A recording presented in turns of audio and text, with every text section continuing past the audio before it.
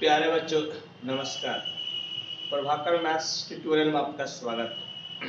आज हम लोग इस लाइव सेशन में बिहार बोर्ड द्वारा दिए गए मॉडल सेट को सॉल्व करेंगे मैथमेटिक्स पेपर के लिए, और इसमें हम लोग सॉल्व करेंगे short question.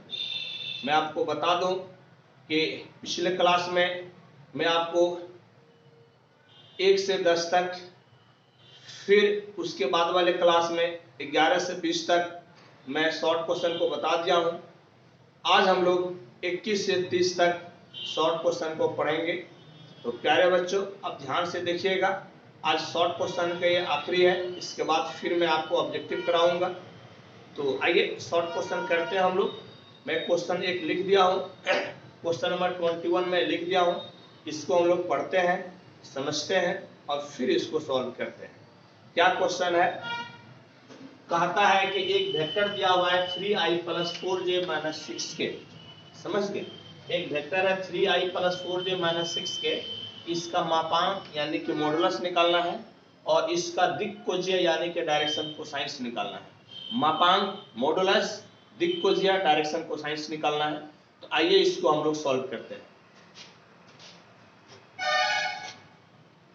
Solution, late vector a बराबर 3i + 4j - 6k। ये आपका वेक्टर हो गया। सबसे पहले आप मॉडुलस निकालिए, मापांक निकाल लीजिए।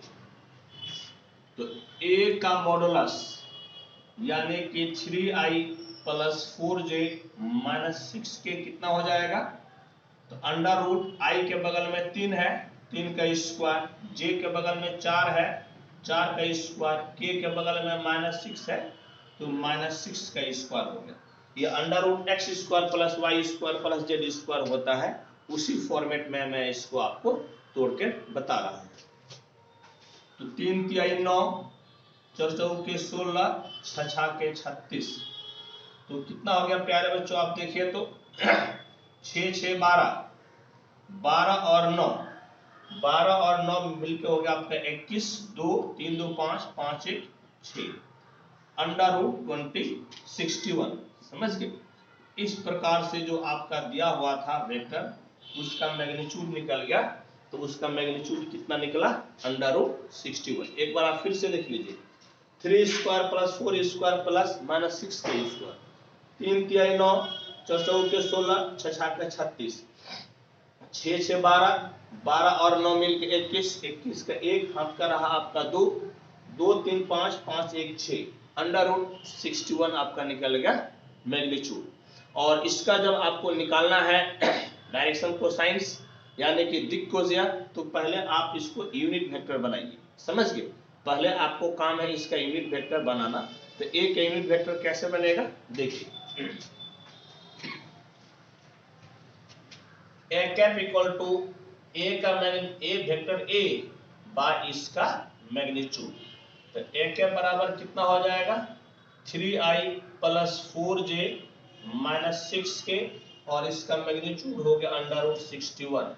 यानी कि a के बराबर 3/√61i + 4/√61j - 6/√61k हो गया।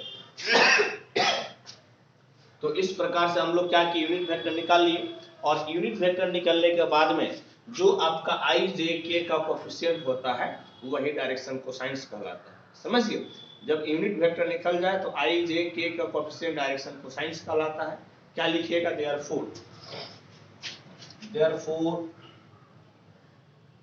डायरेक्शन कोसाइंस ब्रैकेट में दिस इज r कितना हो जाएगा? 3/√61, 4/√61 और -6/√61। और यही आपका हो गया आंसर। यही डायरेक्शन कोसाइंस यानी कि दिक्कोजीय हम लोग निकाल लिए। समझिए? ये डायरेक्शन कोसाइंस यानी कि दिक्कोजीय हम लोग निकाल लिए। होप कि आपको कोई समस्या कोई परेशानी नहीं हुई होगी। तो आइए प्यारे बच्चों, अब हम लोग नेक्स्ट क्वेश्चन को सॉल्व करते हैं। देखिए नेक्स्ट क्वेश्चन आपका क्या कहता है। क्वेश्चन नंबर 22 कहता है कि यदि p equal to -2 1 3 and q equal to 1 -3 5, तो रेखा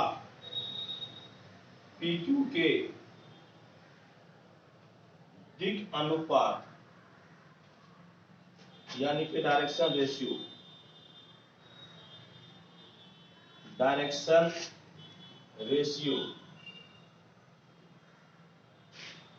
दिक् अनुपात यानी कि डायरेक्शन रेशियो और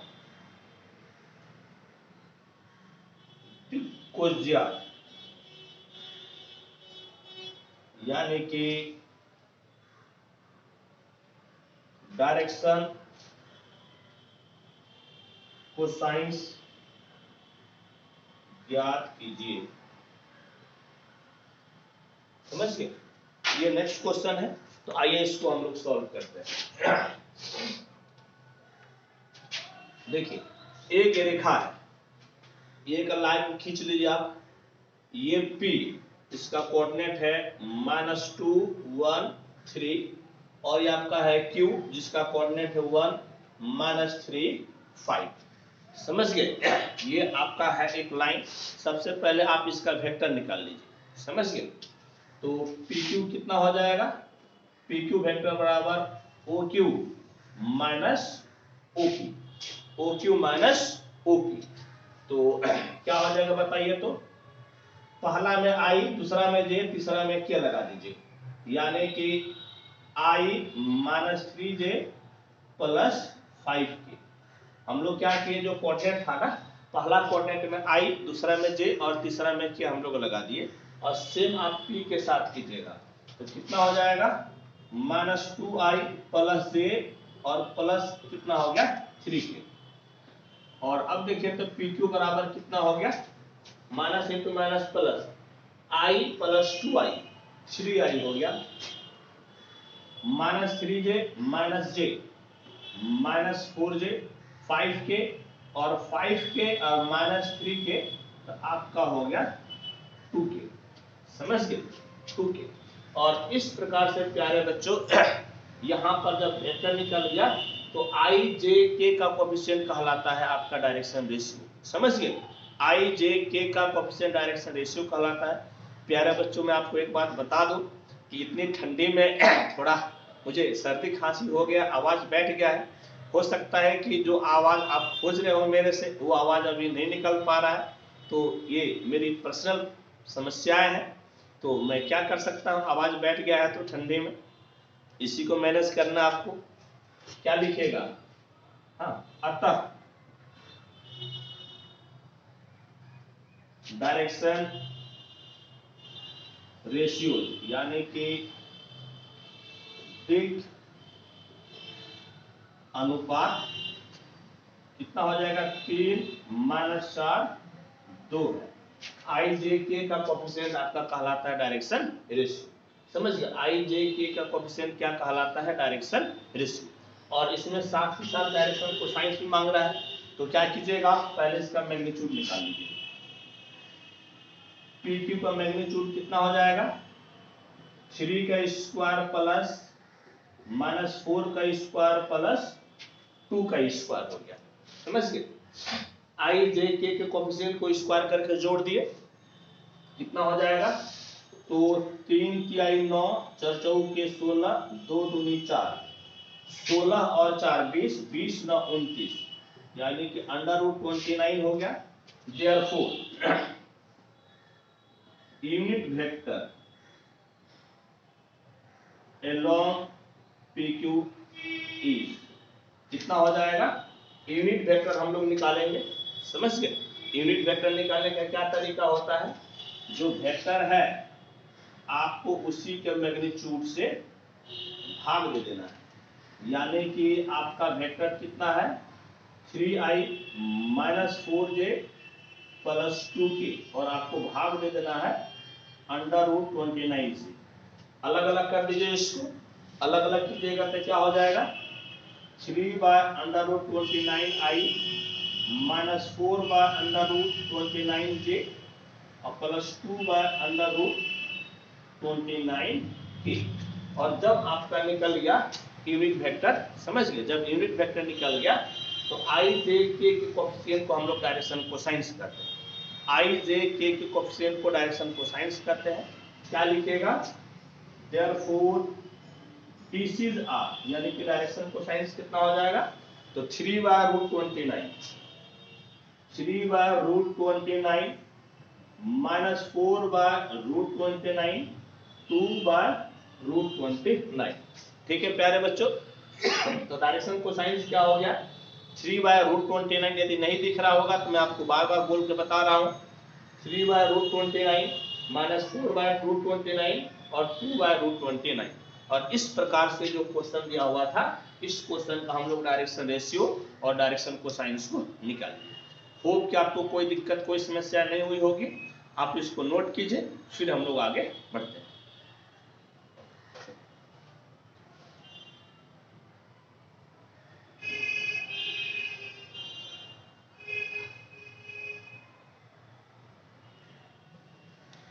आइए अब हम लोग नेक्स्ट क्वेश्चन पढ़ते हैं। क्या कहता है, उस तल का समीकरण ज्ञात कीजिए जिसके नियामक अक्षों पर अंतखंड क्रमशः -2, 3 और 4 है। यानी कि find the equation of the plane whose intercepts on the coordinate axis are -2, 3 and 4 respectively। ये 3D का क्वेश्चन है, इसको हम लोग सॉल्व करते हैं। Solution, equation of plane is, क्या होता है, x/a plus y/b plus z/c equal to 1। समझिए, x/a plus y/b plus z/c equal to आपका 1 होता है। तो a बराबर -2 है, b बराबर 3 है और c बराबर 4। इसको आप पुट कर दीजिए। Therefore x/-2 plus y/3 plus z/4 equal to 1। LCM ले लीजिए, आपका 12 हो जाएगा एलसीएम, तो -6x plus 4 × 12 4y plus 3z equal to आपका हो गया 1। कहने का मतलब -6x plus 4y plus 3z equal to 12। समझ गए, 3z इक्वल टू 12। यही आपका हो गया इक्वेशन। या आप ऐसा कीजिए, इसको माइनस से मल्टीप्लाई कर दीजिए, तो 6x minus 4y minus 3z equal to -12। एक तरफ कर लीजिए, 6x minus 4y minus 3z plus 12 equal to 0। यही आपका जो है प्लेन का इक्वेशन हो गया। समझिए, यही आपका प्लेन का इक्वेशन हो गया। और 2 नंबर के लिए इतना सफिशिएंट, 2 मार्क्स का क्वेश्चन है, इतना लिख दीजिए काफी। नेक्स्ट क्वेश्चन देखिए, कहता है maximise z equal to 4x plus y subject to x plus y less than equal to 50, x greater than equal to 0, y greater than equal to 0। Maximise करना है। इसको आप इक्वेशन 1 ले लीजिए, इक्वेशन 2 और इस दोनों को मिलाकर इक्वेशन 3 ले लीजिए। समझ गए, तो आपको क्या करना है, तो आपको क्या करना है, 2 इम्प्लाइज, इस तरह से घर बना लीजिए, x y, जब x 0 तो y 50 और जब y 0 तो x आपका हो गया 50। समझ गए। और ये इक्वेशन 3 आपका बताता है फर्स्ट क्वाड्रेंट, यानी कि आपको सिर्फ फर्स्ट क्वाड्रेंट में ही रहना है। तो बनाइए घर, ये हो गया x y, ये 0, ये कोऑर्डिनेट आपका हो गया 50 0 और ये कोऑर्डिनेट आपका हो गया 0 50। नाम दे दीजिए a और इसका नाम दे दीजिए b। इसका इक्वेशन दे दीजिए, ये इक्वेशन है आपका x plus y equal to 50।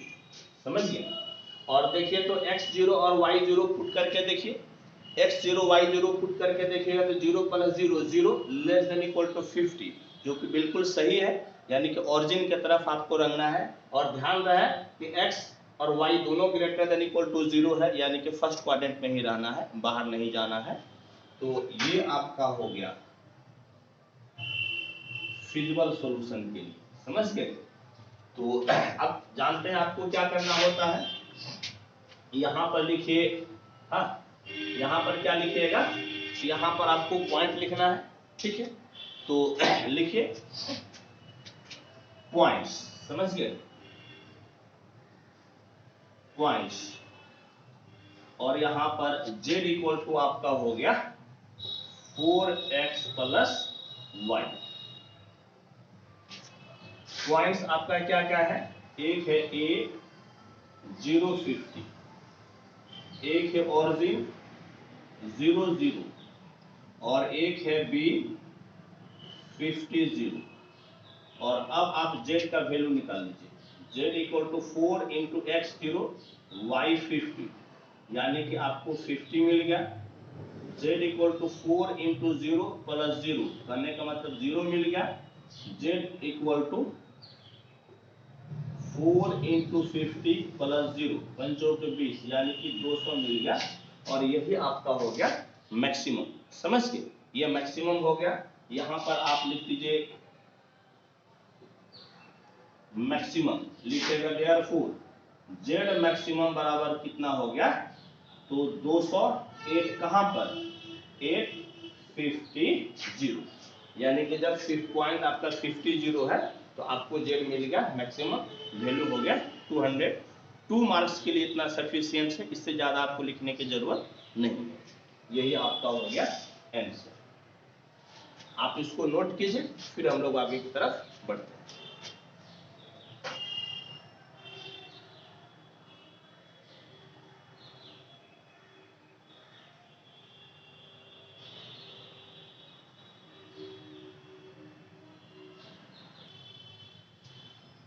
आइए अब हम लोग एक साथ 4 क्वेश्चन को सॉल्व करते हैं। बहुत ही छोटा है ये, इसीलिए मैं चारों क्वेश्चन को एक साथ यहाँ पे लिख दिया हूँ।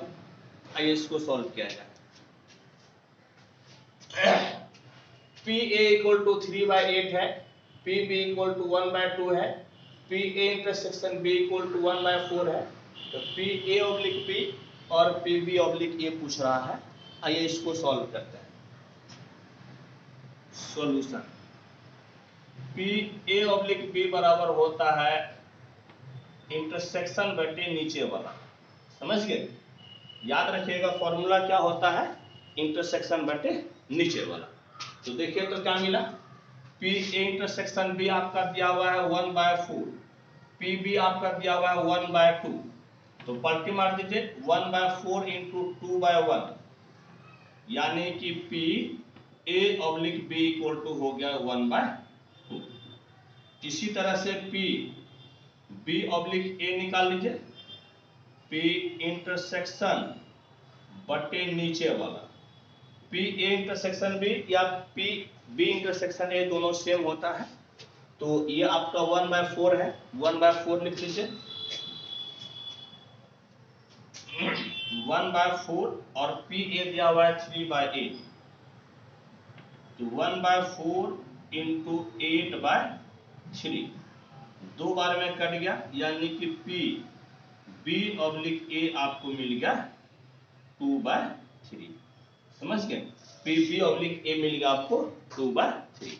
और होप कि आपको कोई समस्या है, कोई परेशानी नहीं हो रही होगी, ठीक है। नेक्स्ट क्वेश्चन देखिए क्या है, कहता prove that P A oblique A equal to 1।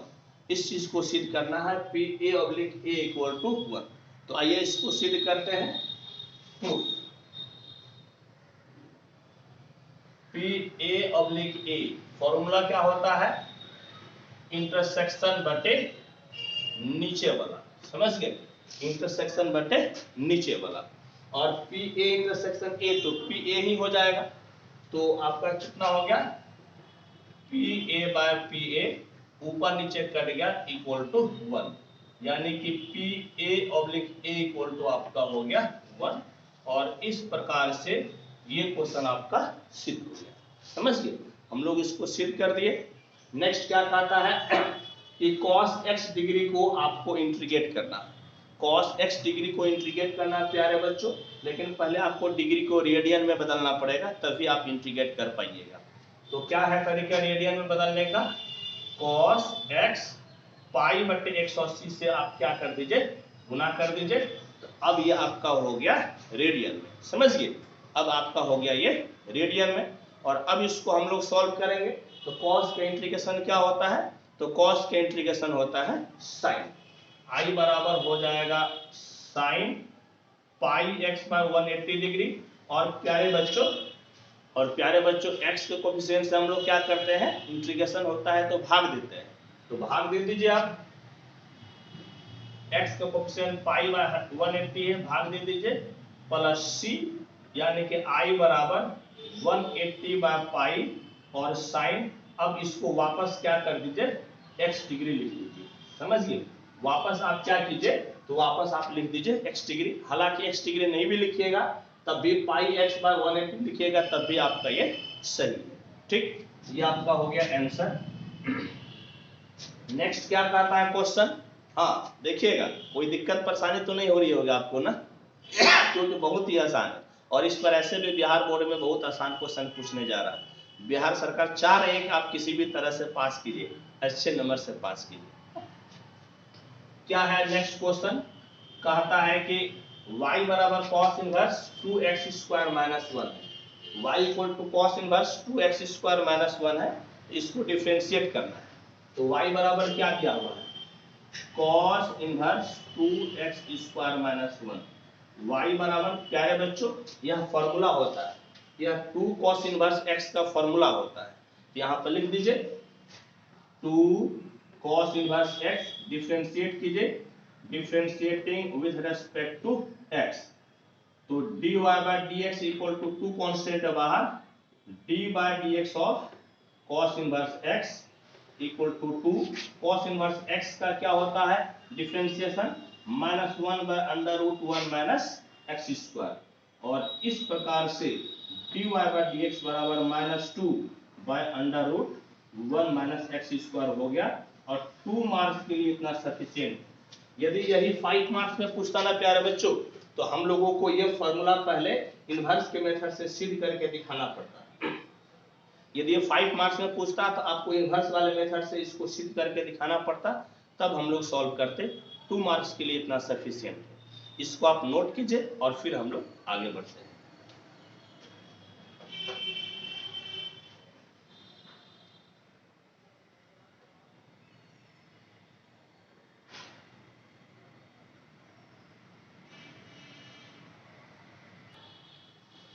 आइए अब हम लोग लास्ट 2 क्वेश्चन को पढ़ते हैं। क्या है कि y इक्वल टू एक्स पे पावर 5 है, तो d3y बाय dx क्यूब निकालना, यानी कि 3 बार हम लोगों को डिफरेंशिएट करना है। डिफरेंशिएट कीजिए, solution y equal to X पे power 5, differentiating with respect to x, dy by dx equal to d by dx of x पे पावर 5 इक्वल टू 5x पे पावर 4 हो गया। Again differentiating with respect to x, d2y by dx square बराबर 5 बाहर, d by dx of x पे power 4, 5 into 4x cube, यानी कि 20x cube हो गया। फिर से डिफरेंशिएट कीजिए, again differentiating with respect to x, d3y by dx cube बराबर हो जाएगा 20 बाहर, d by dx of x cube equal to 20 बाहर, 3x स्क्वायर इक्वल टू 20 के साथ 6x स्क्वायर, यानी कि d3y बाय dx क्यूब बराबर हो गया 60x स्क्वायर। और यही आपका हो गया x। और क्वेश्चन नंबर 30 जो कि आपका शॉर्ट क्वेश्चन का लास्ट है, 1 बाय 1 प्लस कॉस 2x है, इसको इंटीग्रेट करना है। तो आइए इंटीग्रेट करते हैं। Integration 0 to pi by 4 dx by, ये फॉर्मूला होता है 2 cos स्क्वायर x का, समझ गए। फॉर्मूला होता है 2 cos स्क्वायर x का। i equal to 1 by 2 constant है बाहर, और 1 बाय cos हो जाता है sec, तो sec square x dx। i equal to 1 by 2 sec square x का इंटीग्रेशन अब जानते हैं 10x होता है, sec स्क्वायर x का इंटीग्रेशन 10x, लिमिट 0 से pi by 4, i equal to 1/2 पहले अपर लिमिट रख दीजिए, फिर आप रख दीजिए लोअर लिमिट, यानी कि i इक्वल टू 1/2 10π/4 1 और 10 0 आपका हो जाता है 0, तो i इक्वल टू हो गया 1/2। और इस प्रकार से प्यारे बच्चों ये आपका खत्म हो गया। होप कि आपको कोई समस्या है, कोई दिक्कत नहीं होगी, तो आप इसको नोट कीजिए और फिर हम लोग अब ऑब्जेक्टिव पढ़ेंगे अगले क्लास में, ठीक है।